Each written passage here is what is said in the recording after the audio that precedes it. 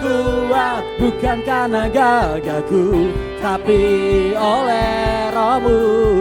Puji dan syukurku yang termanis untukmu. Bukan karena kuat, bukan karena gagahku, tapi oleh Rohmu. Puji dan syukurku yang termanis untukmu.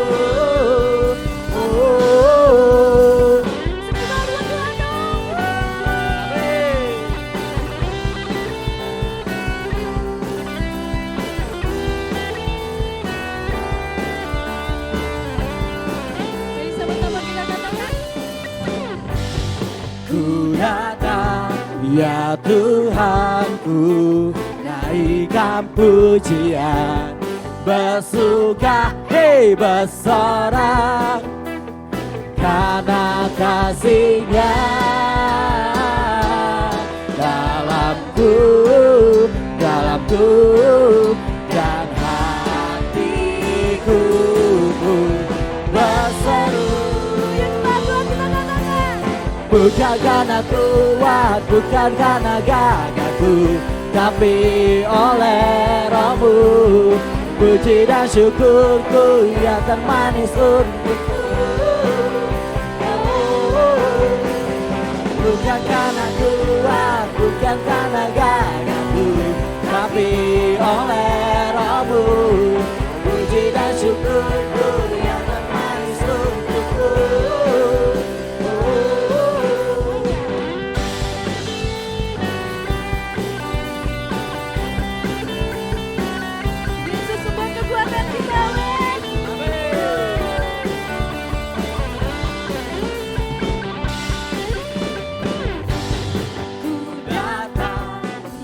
Tuhanku, naikkan pujian, bersuka, hei bersorak, karena kasih-Nya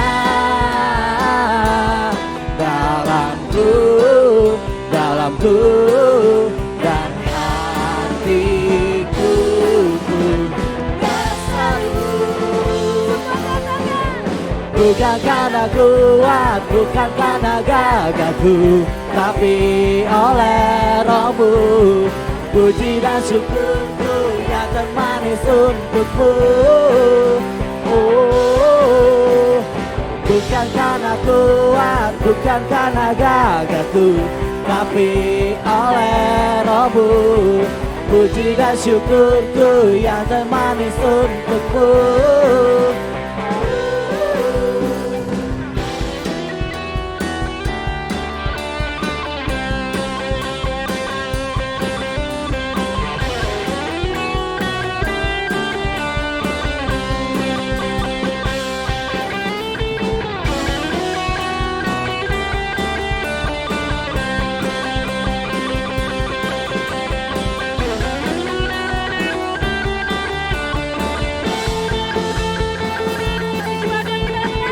Bukan karena kuat, bukan karena gagahku, tapi oleh Rohmu. Puji dan syukurku yang termanis untukmu. Bukan karena kuat, bukan karena gagahku, tapi oleh Rohmu. Puji dan syukurku yang termanis untukmu. Bukan karena kuat, bukan karena gagahku, tapi oleh Rohmu. Puji dan syukurku yang termanis untukmu. Bukan karena kuat, bukan karena gagahku, tapi oleh Rohmu. Puji dan syukurku yang termanis untukmu. Puji dan syukurku yang termanis untukmu.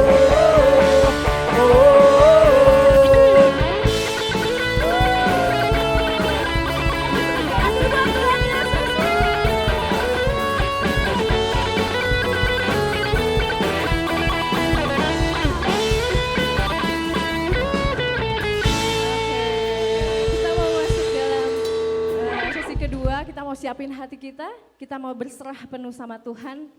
Kita mau memberikan yang terbaik buat Tuhan karena Tuhanlah sumber kekuatan bagi kami. Amin.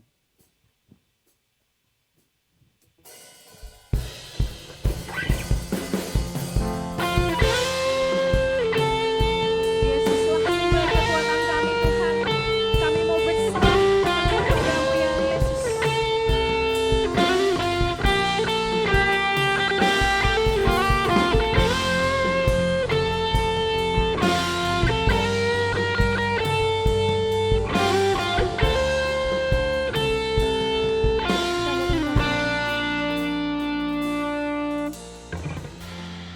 Dalam gelap wajahmu bersujud menyembahmu, tak lagi berharap tanah kekuatanku, ku berserah penuh.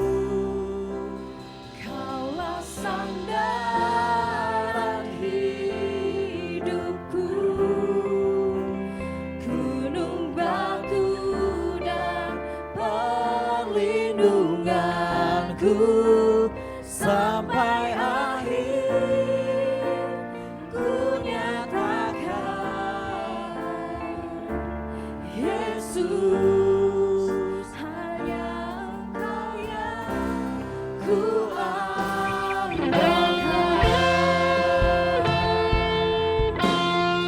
dalam setiap keadaan apapun, hanya Engkaulah Yesus yang kami andalkan Tuhan.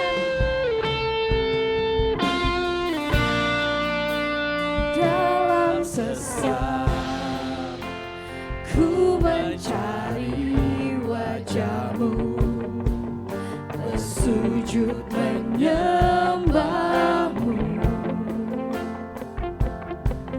tak lagi berharap pada kekuatanku, ku berserah penuh. Kaulah sandaran hidupku, gunung batu dan perlindunganku, sampai akhir ku nyatakan Yesus, hanya Yesus. Kaulah sandaran hidupku, gunung batu dan perlindunganku, sampai akhir ku nyatakan Yesus, hanya Engkau yang ku andalkan. Hanya Yesus yang kami andalkan. Hanya Yesus sumber kekuatan bagi hidup kami, bagi keluarga kami Tuhan. Kepadamu kami berserah penuh Yesus.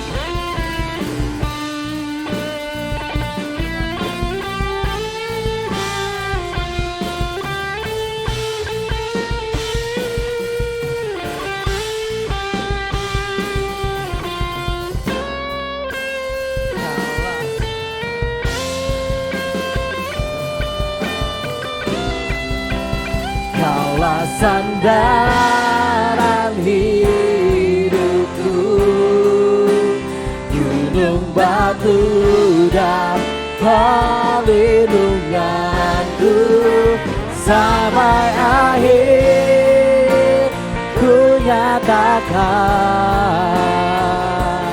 Yesus, hanya Yesus. Kaulah sandaran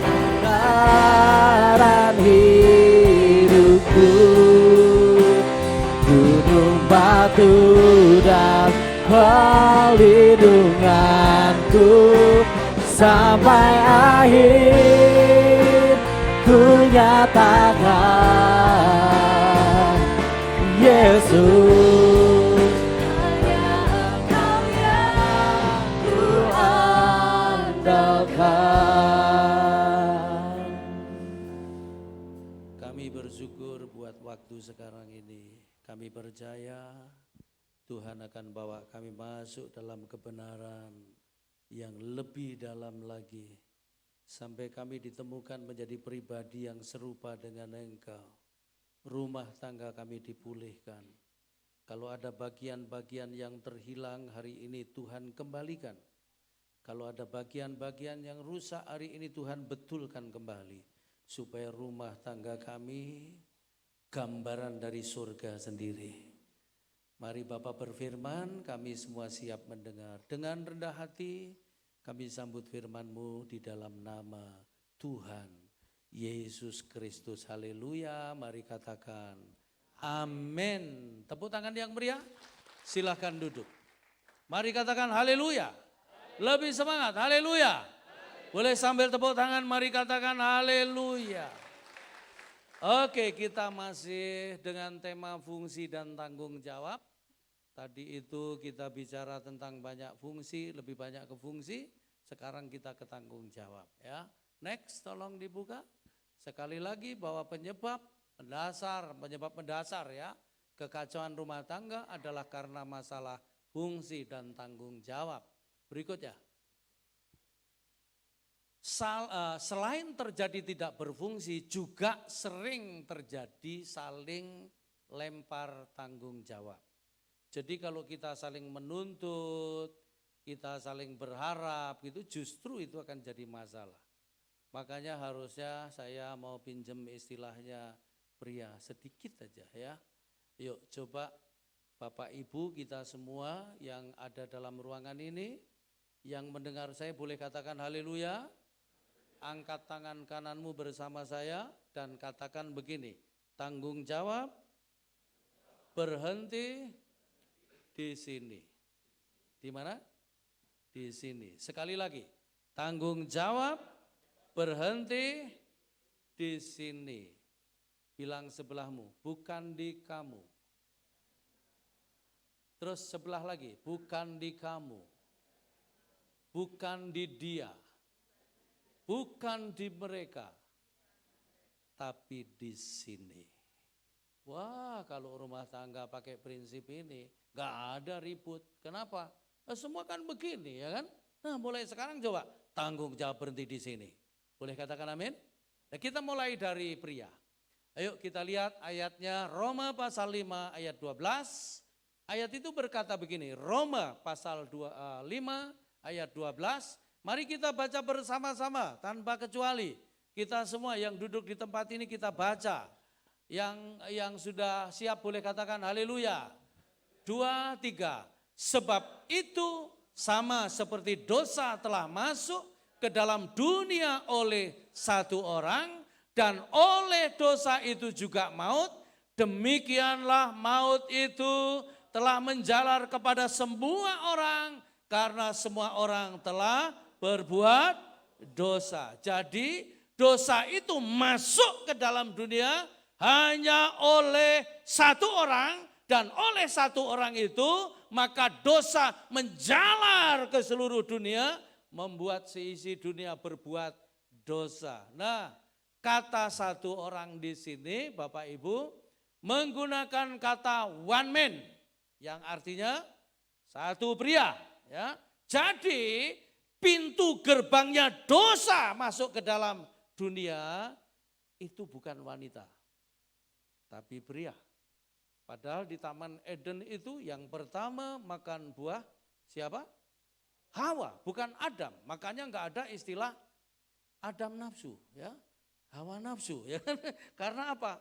Hawa yang makan buah duluan. Tapi nanti ya kalau Anda baca terus kisahnya Adam dan Hawa, maka yang dikejar Tuhan itu bukan Hawa tapi Adam. Adam manusia, di mana kamu? Menurut Bapak Ibu, Tuhan tahu nggak Adam di mana? Tahu, kalau nggak tahu bukan Tuhan.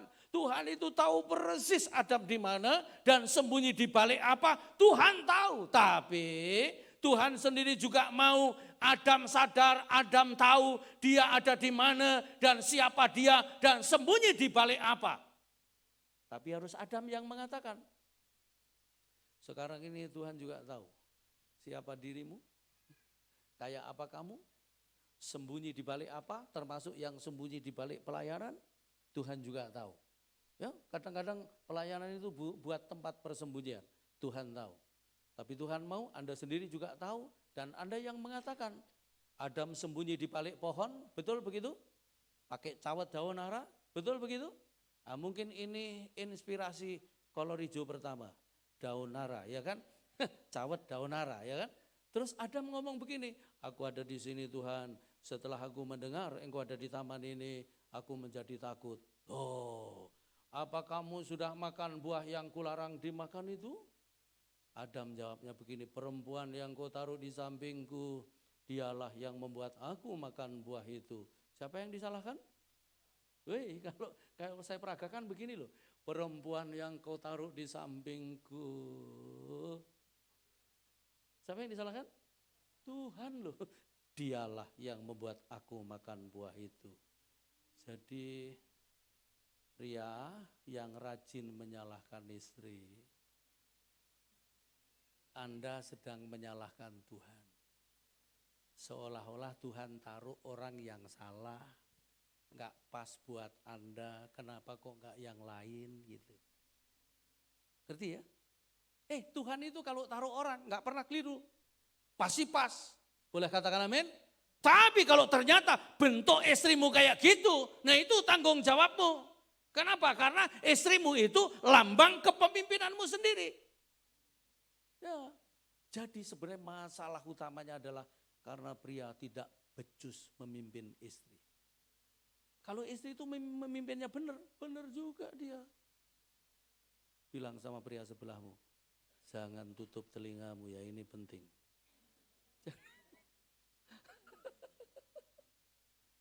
Jadi istrimu itu lambang kepemimpinanmu. Saya juga heran, ada pria ngomong begini, Pak Ishak, istriku itu goblok Pak. Loh, kok bisa? Gobloknya gimana? Diajak ngomong gak nyambung Pak. Saya ngomong kemana jawabnya apa? Goblok dia itu.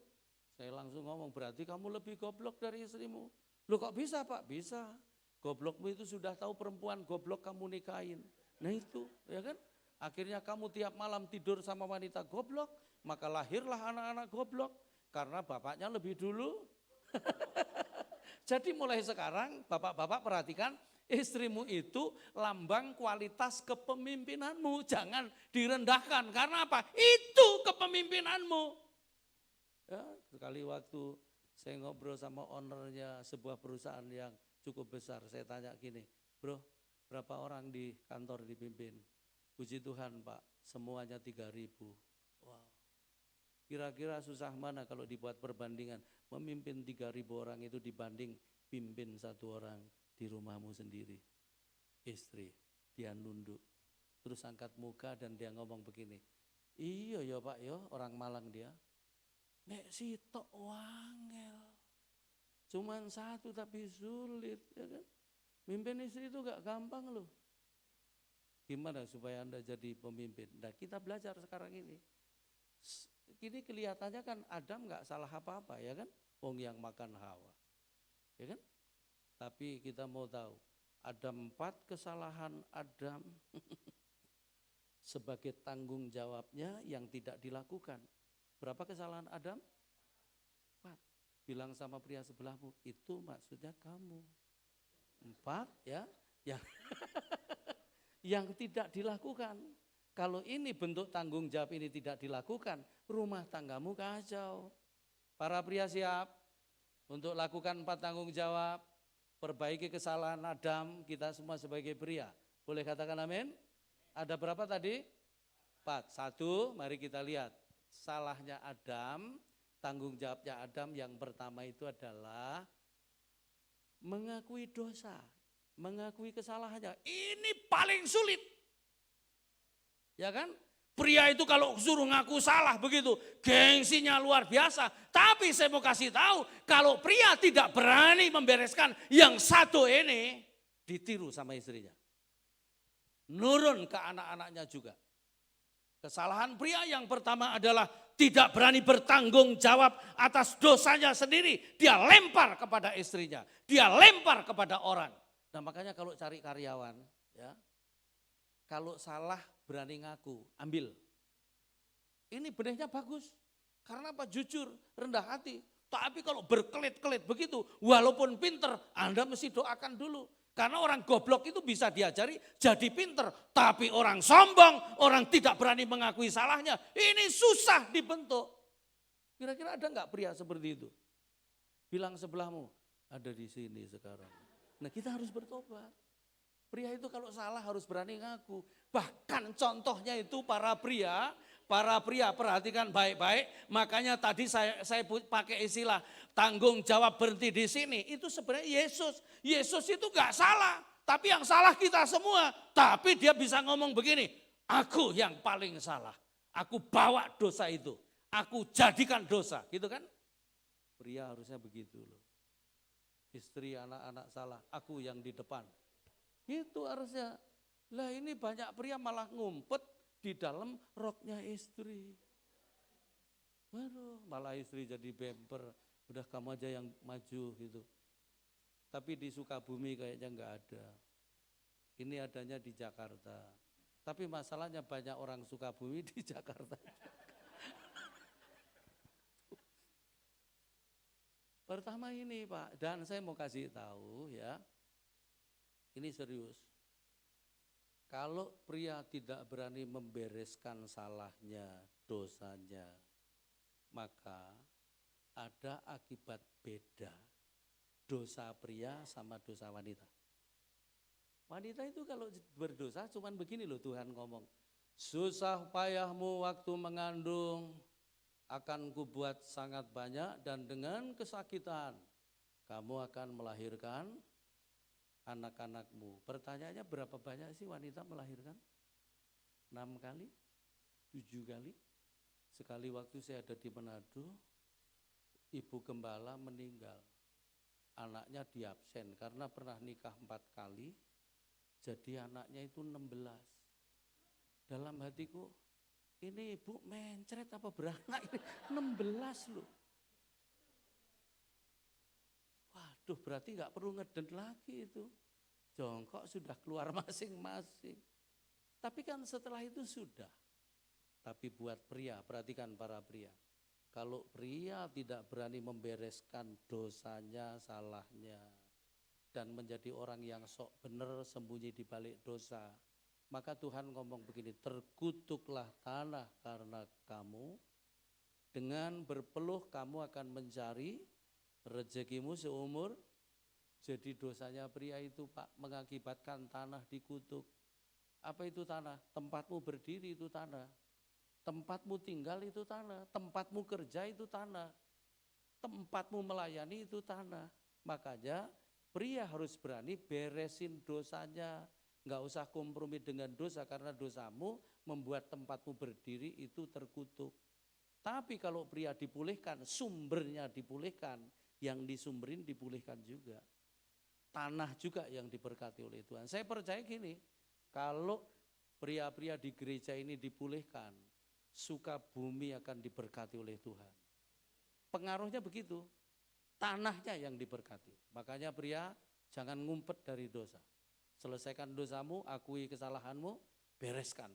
Belajar hidup benar. Dan ini gak bisa sendiri, butuh kasih karunia. Boleh katakan amin? Oh iya, pria itu kan masih jatuh bangun dalam dosa, dalam kesalahan. Ya. Di Papua itu ada tempat namanya Sungai Membramu, ya. Wah, prianya itu kurang ajar banget di sana. Peminum, pemabuk, penjudi, bikin anak semangat. Kalau anaknya sudah terlalu banyak, sebagian dititip di gereja. Dan wanitanya menderita, tapi sekali waktu kami bawa pria masuk sana. Nah, pria-pria mulai dipulihkan itu. Begitu pria dipulihkan, buminya dipulihkan juga. Ditemukan logam-logam baru, spesies-spesies baru, Ya, burung cendrawasih yang selama ini kalau ada orang langsung ngilang gitu. Setelah pria dipulihkan mau terbang jam berapa aja nggak masalah. Di Sungai Membramo buaya itu dulu kalau ada orang langsung nyelam begitu. Sekarang mau berjemur jam berapa aja, ada orang nggak ada orang tetap berjemur. Bayangkan loh, kalau pria dipulihkan, buaya ikut dipulihkan loh. Bilang sama pria sebelahmu, kalau kamu nggak pulih, kamu kalah sama buaya Membramo. Jadi pria itu memang harus dipulihkan, boleh katakan amin? Pertama itu dari dosanya itu loh, supaya pria nggak kompromi dengan dosa. Boleh katakan amin? Ya. Lalu berikutnya, tanggung jawab apa, kesalahan apa yang dibuat Adam dan kita harus ambil sebagai pria. Next, tolong dibuka. Nah ini, sebagai imam atau guard atau penjaga. Perhatikan baik-baik ya. Itu ayatnya kok buruk ya. Coba ayatnya dikeluarkan. Nah, ketika ular itu masuk Taman Eden, Adam ada di mana? Dulu saya punya pelajaran itu begini, katanya Adam nggak ada. Ya kan? Malah saya sampai pernah marah sama pengerja saya karena ngajarin anak saya salah. Ya gitu. Dek, kamu tahu nggak kenapa Hawa bisa sampai dijatuhkan sama ular? Nggak tahu. Karena pada waktu itu Adam nggak ada. Mari kita baca ayatnya. Ada nggak Adam? Ya kan? Yuk kita baca ya. 2, 3. Perempuan itu melihat bahwa buah pohon itu baik untuk dimakan dan sedap kelihatannya. Lagi pula pohon itu menarik hati karena memberi pengertian. Lalu ia mengambil dari buahnya dan dimakannya dan diberikannya juga kepada suaminya yang bersama-sama dengan dia dan suaminya pun di mana Adam? Bersama-sama dengan dia. Nah, kata bersama-sama di sini Bapak Ibu itu menggunakan kata soldier to soldier, pundak ketemu pundak. Jadi pada waktu itu Adam itu nempel di pundaknya Hawa. Jadi seluruh proses ketika ular masuk, ular mulai ngomong, Hawa mulai pengen, Hawa metik buah itu semua proses ini diikuti oleh Adam. Makanya sampai ada orang ngomong begini, terlalu Adam ini. Istri nempel di pundaknya diganggu ular diam saja. Mungkin pada waktu itu Adam punya prinsip begini, diam itu emas. Tapi guru saya mengajari begini, ada kalanya diam itu emas, tapi ada kalanya hanya warna kuning belaka. Tahu kuning belaka? Yang hanyut di kali, ya, tai. Ternyata ada pria 2 macam, satu kuning emas, satu kuning tai. Jadi ada pria emas, pria tai, ya kan? Tanya sama pria sebelahmu, kamu jenis yang mana? Yang tai itu yang seperti, aduh menjelaskannya, mohon izin Bapak Gembala. Karena guru saya ngajarinnya begini ya, yang tai itu begini, diam saja, cuek, tidak melakukan apa-apa. Jadi boleh ditulis ini, dosanya pria, kesalahannya pria itu lebih banyak karena disebabkan apa yang dia tidak lakukan daripada apa yang dia lakukan. Jadi dosanya pria itu lebih banyak karena apa yang dia tidak lakukan, memilih diam, cuek, enggak peduli begitu. Daripada apa yang dilakukan. Makanya pria harus peduli. Pria harus bergerak. Ya, ular masuk dibiarin aja. Nah, Adam salahnya di sini. Tidak berfungsi sebagai imam atau guard atau penjaga. Makanya tugas imam itu, tanggung jawab imam itu, dia harus berani menjadi imam. Pria itu menjadi imam. Boleh katakan amin? Apa sih tugasnya imam? Berdoa, mendoakan itu imam, ya, imam. Ayo kita tambah 1 ayat, di sini nggak ada, tolong dibuka 1 Timotius pasal 2 ayat 8. Ayo Pak Girsang tolong dibuka, ada nggak Alkitabmu 1 Timotiusnya ya. 1 Timotius pasal 2 ayat 8 dibaca dengan suara orang Batak. Ya. 1 Timotius pasal 2, nah istri penolong pasti lebih cepat. Ayat 8. Ya, yuk Pak Girsang yang baca. Pasal 2 ayat 8. Ayat 8, ya.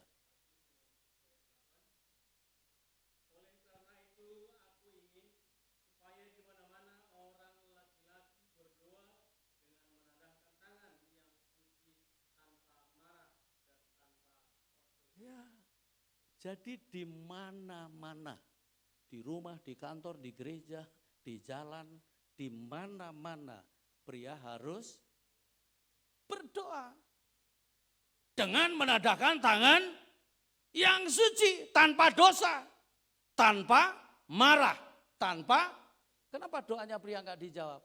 Karena doanya pria itu harus pakai syarat itu, 3 itu. Yang pertama tangannya suci, yang kedua tanpa marah, yang ketiga tanpa perselisihan. Ini syaratnya doa pria, pasti dijawab.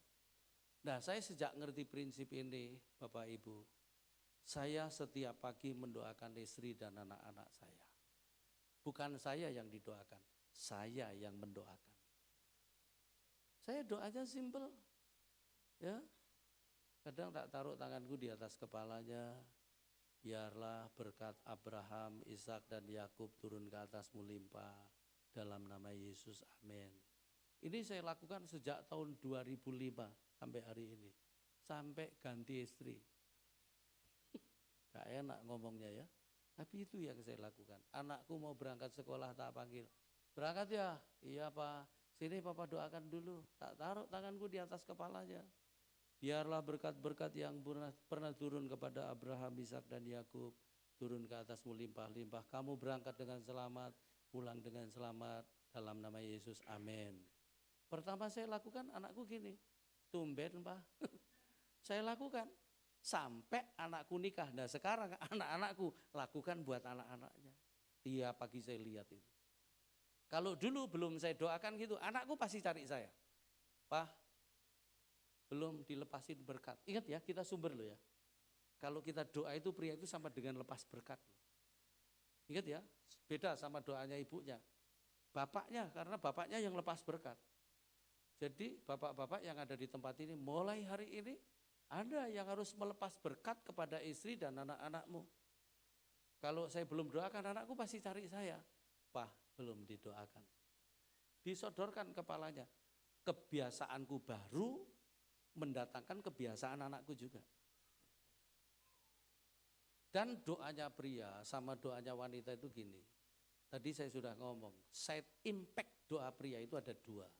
1, mendatangkan keintiman tadi itu. 2, mendatangkan proteksi. Itu di sekali waktu anak-anak Tuhan naik ke surga, setan juga naik ke surga. Terus Tuhan tanya, Tan, maksudnya setan bukan Nathan ya. Apakah kamu melihat hambaku Ayub? Pernah baca ayat ini? Setan menjawabnya begini loh Pak, aku melihat.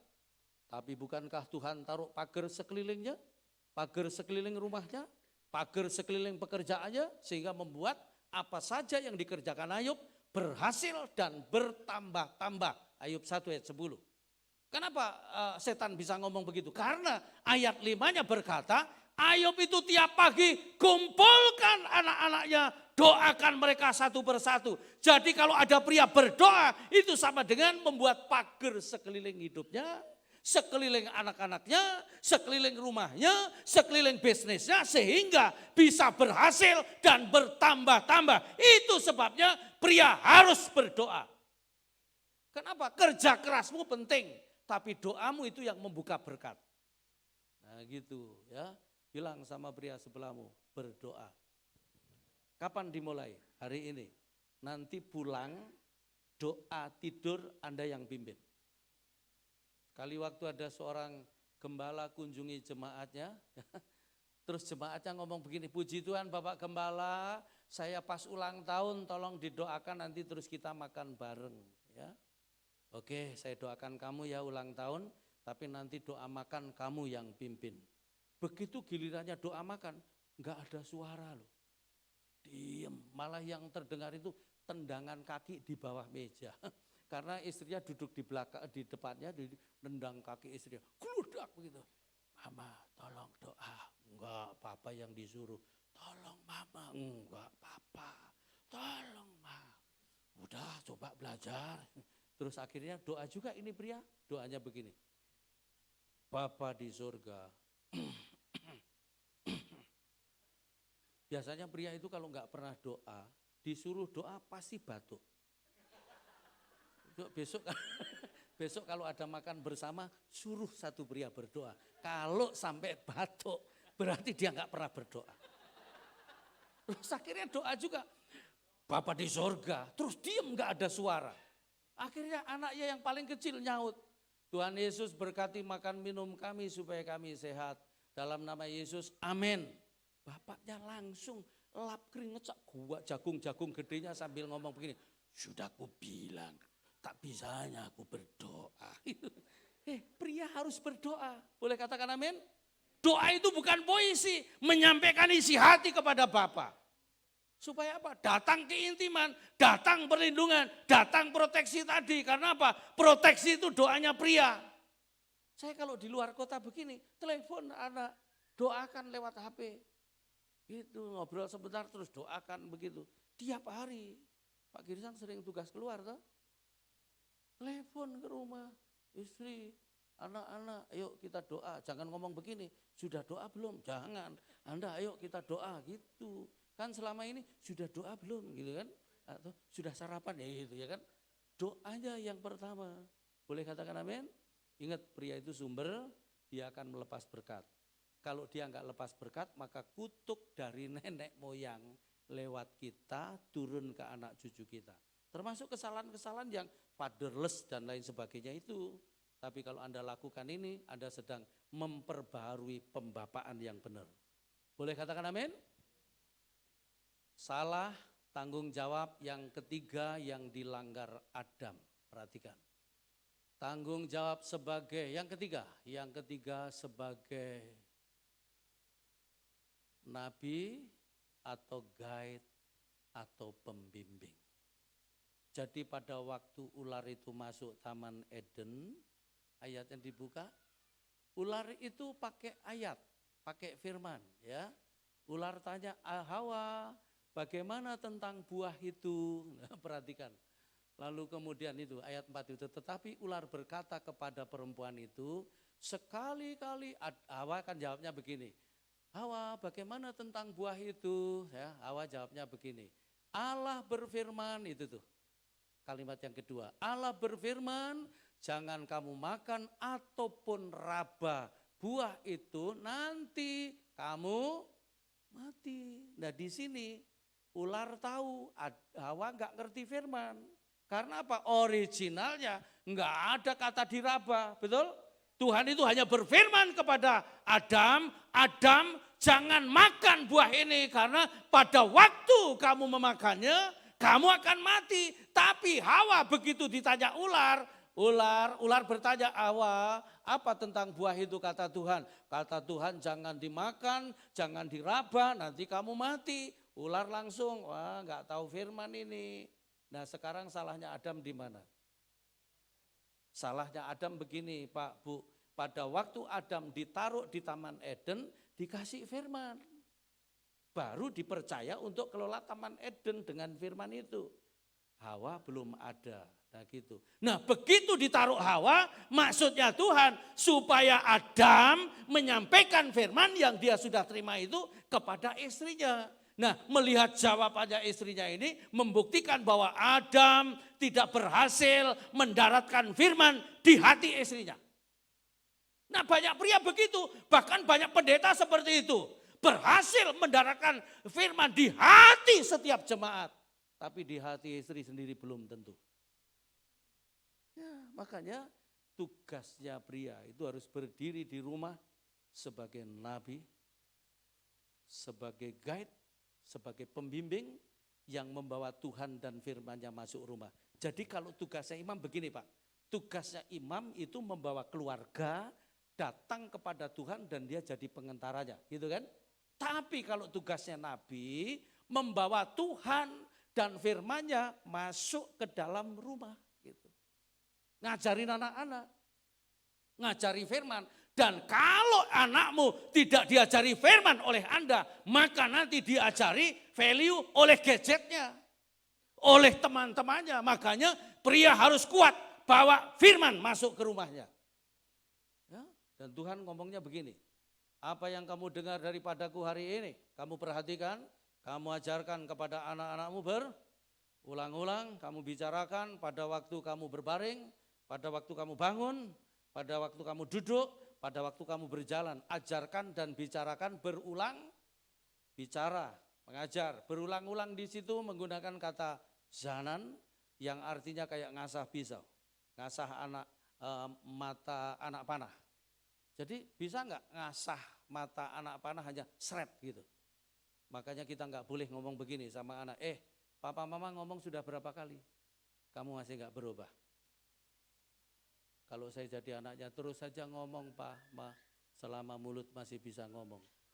Jadi enggak usah berhenti ngomong selama Anda masih bisa bicara. Boleh katakan amin? Ngajar anak supaya enggak murtad juga. Apa sih yang diajarkan? Yang terutama adalah mengenai tentang Allah kita, tentang Tuhan. Kalau di dalam Ulangan pasal 6 ayat 6 dan 7 dan ayat sebelumnya itu tentang Tuhan. Jadi para pria, Anda harus berhasil mendaratkan firman di hati istri dan anak-anakmu sendiri. Karena value tertinggi dalam hidup ini adalah firman. Boleh katakan amin? Banyak pria dengerin baik-baik, banyak pria kesana kemari, ikut parenting, cari metode untuk mendidik anak supaya berkarakter ilahi. Tapi saya mau kasih tahu hari ini, sebenarnya pria itu adalah metodenya Allah sendiri untuk mendidik anak. Saya ulangi sekali lagi, pria itu adalah metodenya Allah sendiri untuk mendidik anak-anaknya sendiri. Boleh katakan amin? Anda diberi kuasa seperti itu. Ya. Tanggung jawab yang terakhir, yang keempat, seorang pria adalah sebagai raja atau govern atau pemimpin.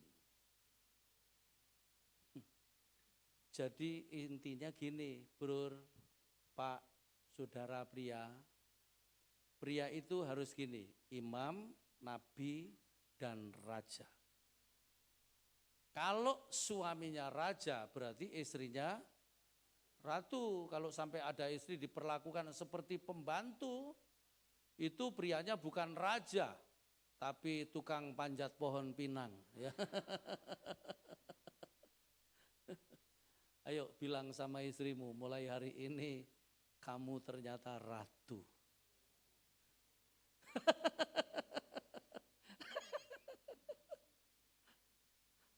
Pak Willy ngomongnya semangat banget. Tapi istrinya kayaknya nggak percaya. Masa ada raja kayak gini?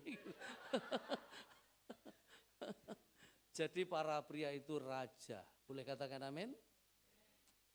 Istrinya harus ratu dan tanda seorang raja, seorang pemimpin. Next. Ada 3 tanda seorang raja atau pemimpin. 1. Ayo. Nah, tanda seorang pemimpin atau raja itu pertama memberi keputusan. Memberi apa para pria? Kalau Anda tidak memberi keputusan, itu pun sudah sebuah keputusan. Keputusannya tidak ada keputusan. Itu juga keputusan, ya kan? Kalau istrimu, anak-anakmu tidak diberi keputusan, maka akan bermasalah. Dia akan memberi keputusan sama Anda. Dan kalau Anda yang diberi keputusan, akan terjadi kepemimpinan yang sungsang tadi itu. Makanya para pria, saya mau ingatkan begini, lebih baik keputusan yang salah daripada tidak ada keputusan. Nanti dibetulin. Gitu. Tulis yang saya ngomong, memberi keputusan itu selalu beresiko. Memberi keputusan selalu beresiko, tetapi tidak memberi keputusan itu sebuah kematian. Karena hidup hanya dijalankan dengan keputusan. Kalau nggak ada keputusan apa yang mau dijalankan? Nah saya tiba-tiba ingat, saya kasih sekarang tip prioritas ambil keputusan. Tulis, para pria yang sulit ambil keputusan. Karena saya lihat beberapa wajahmu para pria kalau mau ambil keputusan kebingungan ya, gitu. Saya itu bisa melihat wajah yang sulit ambil keputusan. Ditanya makan apa? Terserah. Mau kemana? Terserah. Itu pria terserah namanya, ya kan? Pria enggak boleh loh bicara terserah. Pria itu harus punya keputusan. Boleh katakan amin? Kamu bisa ambil keputusan ya? Saya lihat dia bagus. Ya, enggak langsung tek gitu ditanya papanya makan apa, dia tunggu Pak pikir dulu. Nah, benar ini. Karena banyak orang mengambil keputusan dulu baru dipikir. Nah, itu bermasalah. Dipikir dulu baru ambil keputusan. Gitu ya. Nah, tipnya begini, tip ambil keputusan itu prioritasnya gini. 1, yang di depan mata segera dieksekusi. Jangan ditunda. Kehilangan momen nanti Anda. Boleh katakan amin? Yang apa? Di depan mata.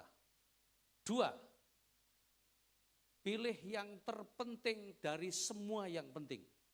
Tapi masalahnya ada orang nggak ngerti mana yang penting. Ada itu ya kan? Banyak pria seperti itu. Pilih yang terpenting dari semua yang penting. 3, ambil yang resikonya paling besar. Pria harus berani beresiko. Yang resikonya besar segera selesaikan. Kalau enggak giles Anda nanti. Dan percayalah begini, yang beresiko besar itu berkatnya pasti besar juga. Nah saya ambil ini dari kisahnya begini Pak. Saya dasarkan Alkitab juga. Ketika Yesus disamperin orang-orang dari rumah Yairus. Dia ngomong begini, Tuhan tolong anak Yairus sakit mau mati. Tolong disembuhkan. Oke, kita datang ke rumah Yairus gitu kan. Datang ke rumah Yairus sama rombongan murid-murid. Di jalan ketemu perempuan pendarahan 12 tahun. Diselesaikan dulu. Ini kan di depan mata, ya kan? Yang sana kan masih jauh, ini di depan mata. Ya, depan mata harus segera diselesaikan. 2, terpenting dari semua yang penting. Coba penting mana sekarang?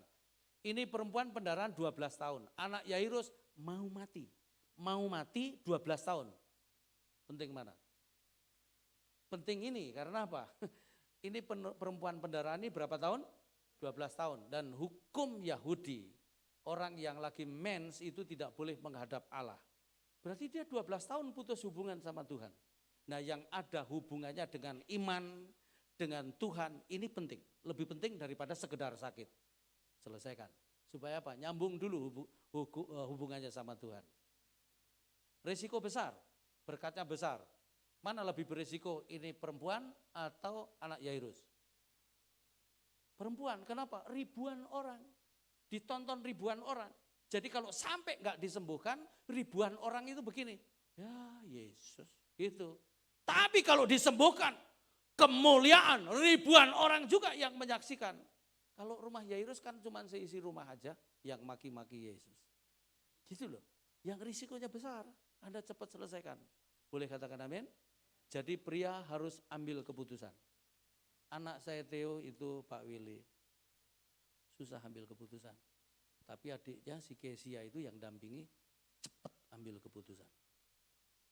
Theo ini harus begini, tek tek tek. Itu pun Theo harus dituntun. Kenapa? Ya karena dulu jujur Pak, saya pembapaannya kurang. Tapi anak saya yang kedua ini pembapaannya saya sudah ngerti. Jadi anak yang tidak krisis fatherless itu tough banget. Fighting spiritnya kuat banget. Dan tahan uji, tahu prioritas. Keren. Itu ya. Ambil keputusan para pria. Boleh katakan amin? Karena Anda pemimpin. Tanda kedua seorang pemimpin memberi arah. Pria itu harus tahu arah. Ayo para pria harus punya visi ya. Kamu para wanita yang belum menikah, kalau kamu dipacarin pria, pertama kamu harus tanya, visi hidupmu apa? Kalau pria nggak punya visi hidup, nyusahin orang tua nanti. Pria harus punya visi hidup. Boleh katakan amin? Ketika anak saya Theo ambil keputusan sekolah Alkitab, saya langsung ajak duduk. Kamu sekolah Alkitab mau ngapain? Kalau cuma mau nerusin papa nggak usah. Nanti kalau nggak nyambung malah berantakan jemaat. Oh enggak Pak, saya punya visi. Apa visi kamu? Saya pengen ada sebuah pelayanan yang bisa menyambungkan antara anak dan orang tua. Loh, memang selama ini nggak nyambung ya? Nggak nyambung, Pak. Nggak nyambungnya di mana? Ibarat iPhone, anak itu, papa ya, orang tua itu iOS 7. Anak sudah iOS 10. Ini nggak nyambung ya kan? Dan memang betul. Saya kalau ngobrol sama Theo kadang-kadang nggak nyambungnya di yang begini-begini, tapi saya percaya sama dia. Gitu. Besok kita bahas ini di ibadah kedua. Anak itu semua yang lahir punya sesuatu di dalamnya dan tugas orang tuanya membuka tutupnya. Gimana cara membukanya? Besok ibadah kedua. Oh iya, terus sekalian besok doakan anak-anak kita. Ya kan? Supaya apa? Tutupnya kebuka. Gitu. Karena ada sesuatu di dalam yang nggak bisa ngebuka sendiri tanpa orang tuanya. Itu memberi arah juga itu berarti, ya kan? Gitu. Terus yang ketiga, memberi rasa aman. Coba bapak-bapak memberi rasa aman enggak? Sebab ada bapak-bapak malah memberi kekacauan. Oh, anak lagi main-main di ruang tamu, gaduh, cekakakan, bahagia, ketawa-ketawa. Tiba-tiba yang kecil ngomong, kak cepet beresin, kak cepet beresin. Kenapa? Papa pulang ini. Loh kok kamu tahu? Ini hadiratnya sudah terasa. Hadiratnya loh, ya kan? Berarti gak ada rasa aman itu. Anakmu harus ada rasa aman loh. Boleh katakan amin? Sampai rasa amannya yang diberikan pria kepada keluarga, sampai keluarga itu gak khawatir. Kenapa? Karena suaminya, prianya kerja keras, punya penghasilan. Itu rasa amannya sampai begitu. Oke, sekarang ayo, kayaknya terlalu panjang. Karena memang 2 sesi, pria dan wanita harusnya sendiri-sendiri. Oke, sekarang tanggung jawabnya istri, 4 juga. Ya, 1, dosanya sendiri, sama, gak mengakui dosa. Tadi begitu Adam ditanya tanya Tuhan, Adam, perempuan yang kau taruh di sampingku. Tuhan gak mau bertele-tele loh, langsung ke Hawa. Hawa, sama persis, sebagaimana suaminya, begitu juga istrinya. Ular, ya kan? Tuhan gak mau bertele-tele, langsung ke ular. Ular. Untung ular itu gak begini, kambing. Biasanya terakhir kan kambing hitam di Indonesia, ya kan? Tapi waktu itu seandainya ada altar call, ular loh, gitu ya kan? Dia berhenti di ular loh, gak di mana-mana, berhenti di ular. Lalu hukuman mulai dijalankan. Makanya mama saya ngomong begini, memang kadang-kadang manusia itu kalah sama binatang. Anjing itu pertama dipertemukan, cakar-cakaran mereka. Tapi lama-lama jadi teman. Manusia pertama ketemu baik banget. Tapi lama-lama cakar-cakaran, ya kan? Nah itu kita kalah loh ya.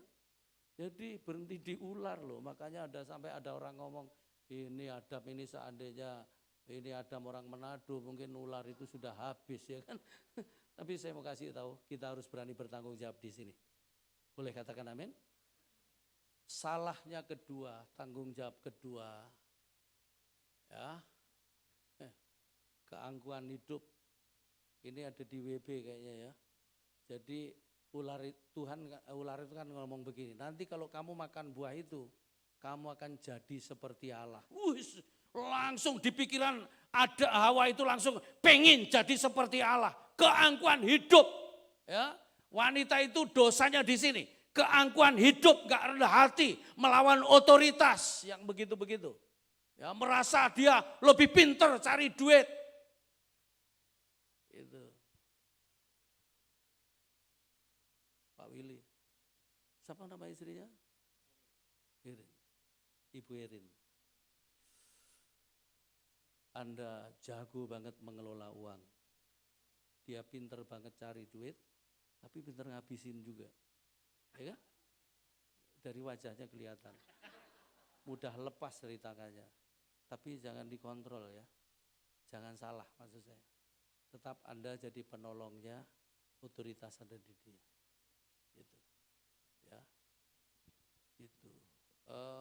Pelit nggak boleh, teratur harus. Ya. Karena kalau pelit itu sumbernya daging. Kalau teratur sumbernya surga. Gitu. Istri harus gitu. Ya. Tapi ada istri yang model begini. Apa sih keangkuhan hidup itu? Saya cuma catat 3 aja, tolong nanti Bapak Gembala bisa dikembangkan, diajarkan di wanita ini khususnya. Ya ini, mengejar posisi. Loh ada wanita seperti itu, ya kan? Pengen jadi ini, pengen jadi itu, ngejar banget. Di kantor ngejar, di rumah ngejar. Apalagi kalau wanita karir, ya kan? Bisa jatuh. Apalagi? Mengejar prestasi, karir. Sampai lupa ngurus anak. Gitu. Akhirnya betul-betul anak ini kalau papa sibuk, mama sibuk, anak pasti nggak punya waktu nanti, ya kan? Next, mengejar popularitas, pengen terkenal. Saya kalau ngelihat ya di Facebook atau pokoknya di medsos, ada wanita yang betul-betul tampil hebat di mimbar, tapi ada kesan suaminya dikesampingkan gitu. Itu nggak bagus menurut saya. Karena bagaimanapun sehebat apapun seorang perempuan, bukan harus direndahkan loh, tapi harus dapat topangan yang persis dari suaminya. Gitu harusnya. Boleh katakan amin? Saya punya istri ini rendah hati banget, saya suka. Nggak pengen tampil yang aneh-aneh gitu. Sebab ada wanita yang betul-betul ambisi pengen merampas.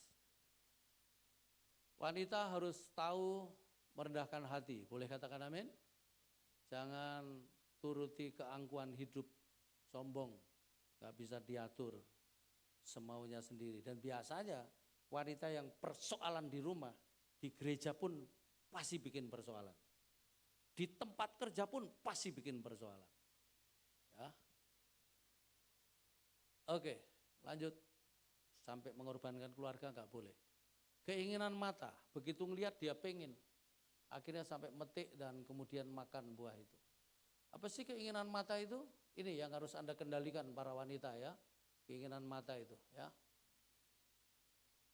Waduh gambarnya bagus sekali nih, rumah terus apa lagi? Uang, dolar, nah ini. Salah satu yang merusak kehidupan wanita adalah karena gagal mengendalikan keinginan mata. Satu. Ah ini.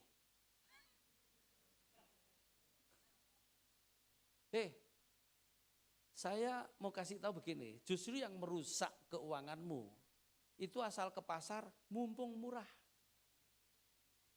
Ingat ya, istri harus buang istilah mumpung murah.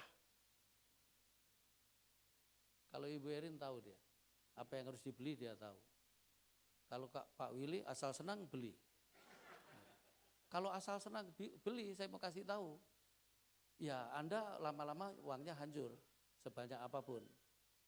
Ya, masalahnya lagi, sudah uang sedikit apa-apa dibeli. Bilang sebelahmu, nggak tahu diri itu namanya. Itu. Oh akhirnya kebon di mana-mana, ya kan? Nah itu. Ingat ya, diskon itu tidak harus membeli. Boleh katakan amin? Ya. Saya punya istri, 2 kali saya punya istri sama. Enak. Saya dulu males kalau nganter ke pasar gitu ya. Karena apa? Biasanya mau beli apa-apa sudah dieker-eker gak jadi beli. Malu ya. Tapi sekarang tak ikutin aja. Berikutnya. Branded. Wah, akhirnya keberhargaannya tergantung merek tasnya. Merek sepatunya. Kalau sepatunya bagus dengan sengaja jalannya dibikin kletak, kletok, kletak. Waduh, kalungnya. Kalau enggak merek gitu kayaknya enggak hidup. Wah itu bisa bikin sengsara suami loh itu. Ya gitu. Berikutnya, yuk next. Iri hati. Tetangga beli kulkas 3 pintu, minta 5 pintu. Tetangga ganti mobil, jadi hidupmu akhirnya ditentukan oleh tetanggamu. Bilang sama wanita sebelahmu, hidupmu tidak ditentukan oleh tetanggamu. Harus ditentukan dengan keputusan yang sehat. Boleh katakan amin? Hati-hati, ini semua bisa merusak rumah tangga. Ya, tidak hanya merusak keuangan, tapi bisa merusak hubungan suami istri. Dan bisa ditiru anak-anak. Sebabnya hati-hati dengan ini ya, keinginan mata. Hawa melihat, pengen metik. Terus berikutnya, keinginan daging. Hawa itu nafsu banget melihat semua yang ditawarkan setan tadi. Apa sih keinginan daging? Nafsu makan minum. Jadi nggak pernah masak. Pokoknya makan terus di restoran terus. Ini merusak juga, ya, karena nggak bisa kendalikan. Pengennya makan enak terus. Kadang-kadang kita harus makan nggak enak loh. Boleh katakan amin? Bilang sebelahmu, makan enak terus cacingan kamu nanti. Terus berikutnya, ini sebenarnya harus wanita yang menyampaikan. Kalau saya kan kayak tuntutan gitu. Kalau wanita kan menyampaikan kebenaran, ya kan? Nafsu birahi, ini wanita juga bisa. Saya sekarang ini lagi nolongin sepasang suami istri, istrinya selingkuh. Dan sudah berkali-kali, bukan hanya satu kali. Hari ini suaminya nuntut cerai, tapi nanti ujungnya katanya mau dicabut sih. Tetap mau diterima ya. Saya juga kaget, masih diterima Pak? Loh Pak, harus diterima? Oh iya benar, karena firman Tuhan juga mengajarkan tidak boleh cerai kecuali maut, ya kan? Selingkuhnya nggak tanggung-tanggung loh, ini tiba-tiba ngabisin uang sekitar 2M. Buat selingkuh, ya. Diporotin bener-bener. 2M, ngerti 2M? 2M itu 2 miliar. 1 miliar itu 1000.000. Itu kalau dibeliin kuaci. Sampai bibirmu jeber gak habis ya kan? Buat selingkuh. Terus suaminya masih ampuni. Sabarnya keren banget, memang sabar sama goblok itu mirip. Cuman beda sumber aja ya. Kalau goblok itu sumbernya tolol. Kalau sabar sumbernya kasih, ya kan? Kan sabar itu kasih, ya kan? Keren ini. Wah ini kalau bukan kasih karunia juga gak kuat loh pria seperti ini. Wah anak-anaknya sudah marah terus. Kalau papa sampai masih terima mama, kami yang marah. Saya bilang gak usah marah, papamu yang jalanin. Gitu. Jadi wanita juga bisa ini melakukan begini. Ya, apa pembinor namanya ya. Wah itu padahal memang, makanya ada istilah pria itu, pria yang jahat, rela mencintai hanya untuk mendapatkan seks. Wanita yang bodoh rela memberikan seks hanya untuk dicintai. Dan biasanya pria jahat ketemunya sama wanita goblok tadi itu. Ya kan? Makanya saya kalau ada wanita hamil duluan itu, saya nggak mau memberkati. Mau tapi tak persiapkan dulu. Karena begini logikanya, secara logika karakternya pria yang menghamili pacarnya kan kurang ajar banget. Jahat ini ya kan? Nah ini kalau enggak disembuhkan, dinikahkan, nanti tetap jahat. Kalau disiapkan dulu, dikasih ngerti tentang pernikahan, masih ada perubahan, terus dibimbing. Terus kalau ada wanita mau dihamili pacarnya, gobloknya juga enggak tanggung-tanggung. Jadi memang pria jahat akan selalu ketemu wanita goblok. Gitu. Jadi kamu wanita-wanita muda jangan termasuk yang goblok gitu ya. Gitu. Berikutnya, berbagai macam nafsu kedagingan itu akan menyusul. Nah hari ini saya mau gini Bapak Ibu, jangan nuntut ya. Pria lakukan tanggung jawabnya pria, wanita lakukan tanggung jawabnya wanita. Karena kan kesepakatan kita tanggung jawab berhenti di mana? Sini. Jangan nuntut. Sini. Pasti nanti jadi baik. Boleh katakan amin? Next kayaknya habis, puji Tuhan.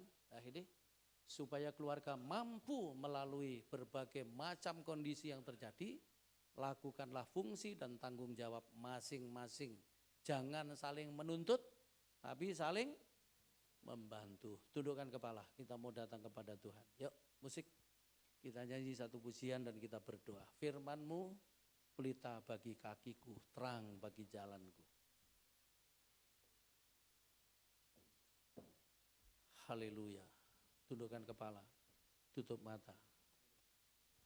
Firman-Mu pelita bagi kakiku, terang bagi jalan. Jesus.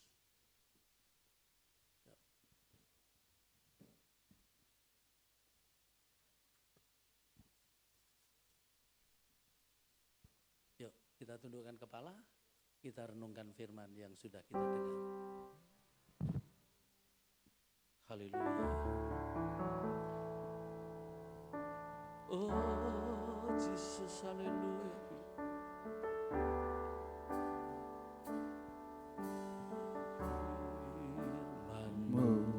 Pelita bagi kakiku, terang bagi jalanku. Firman-Mu, Firman-Mu, pelita bagi kakiku, terang bagi jalanku.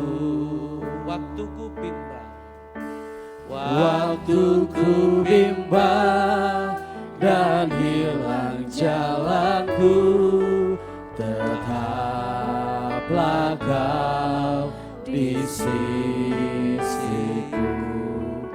dan takkan ku takut asal Kau di dekatku, besertaku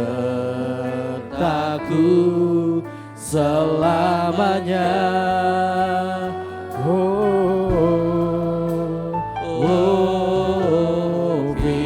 Firman-Mu pelita bagi kakiku, terang bagi jalanku. firman-Mu, Firman-Mu pelita bagi kakiku, terang bagi jalanku. firman-Mu, Firman-Mu pelita bagi kakiku, terang bagi jalanku. semua tutup mata. Para pria, para wanita, siapa di antaramu yang selama ini suka lempar kesalahan, nggak berani ngakui salah, malah menyalahkan? Ini kelakuan Adam, juga kelakuan Hawa.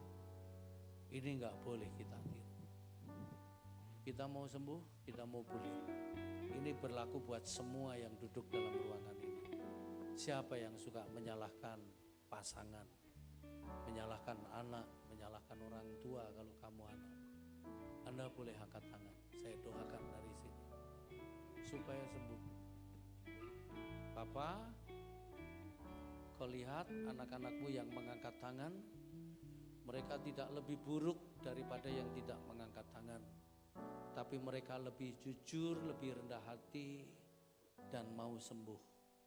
Itu sebabnya aku berdoa di dalam nama Yesus, Tuhan jamah supaya hati yang penuh tanggung jawab itu ditaruh di dalam mereka, supaya mereka berani mengatakan tanggung jawab itu berhenti di sini. Dan biarlah mulai malam hari ini semua berhenti saling menyalahkan, tapi biarlah mereka menjadi pribadi yang bertanggung jawab, supaya rumah tangga mereka dipulihkan, rumah tangga mereka diberkati, rumah tangga mereka diperkuat oleh Tuhan. Makasih Bapak. Ayo suami istri berdiri dan gandengan tangan di tempatmu duduk. Gandengan tangan. Haleluya. Waktuku bimbang dan hilang jalanku, tetaplah Kau di sisiku, dan takkan ku takut asal Kau di dekatku, besertaku selamanya.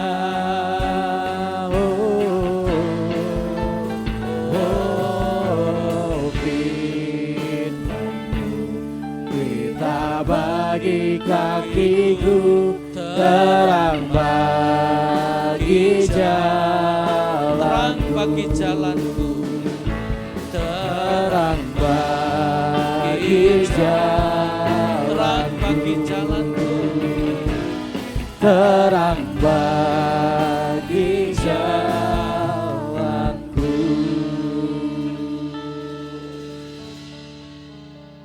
Bapak-bapak yang tidak bawa pasangan tapi pasangan masih ada, taruh dua tanganmu di dadamu.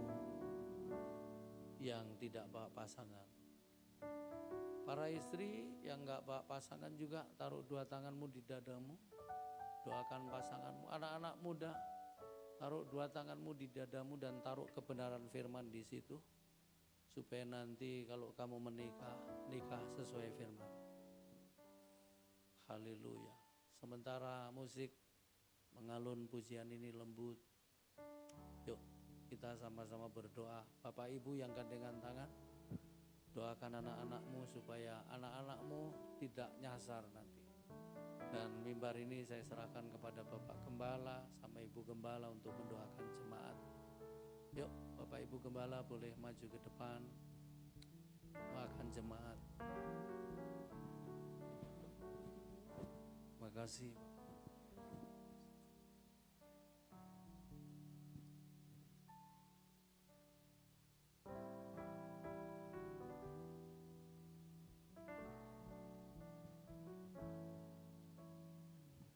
Bapa kami dalam sorga, Bapa yang kami sembah dalam nama Yesus. Kami bersyukur, berterima kasih Tuhan.